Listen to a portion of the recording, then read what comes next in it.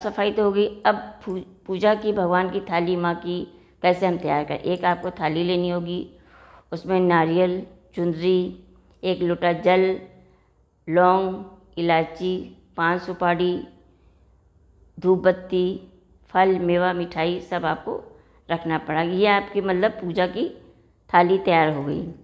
अब आपको कलश रखना है, तो कलश आप तांबे का ले लीजिए या पीतल का 1 लोटा ले लीजिए या मिट्टी का भी घड़ा चलेगा। उसमें आप पहले आप उसमें स्वास्तिक बनाइए।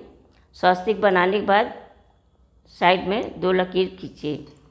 फिर घड़े के गले पे आप 9 बार कलाई से लपेटिए, बांधिए।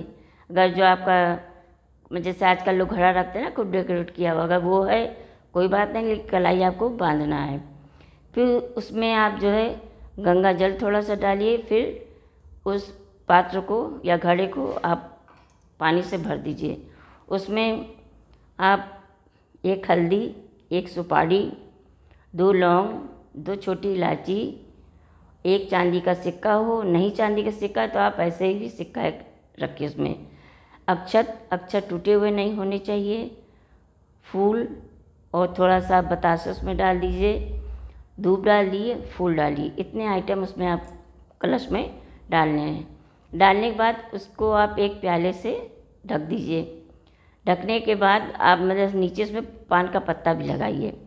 पान का पत्ता लगा लिया, उसके बाद प्याले से ढक दिए, उसमें चावल भर दीजिए। चावल भर दीजिए और 1 मुट्ठी आप चावल लीजिए, वो पीले रंग से रंगा होना चाहिए।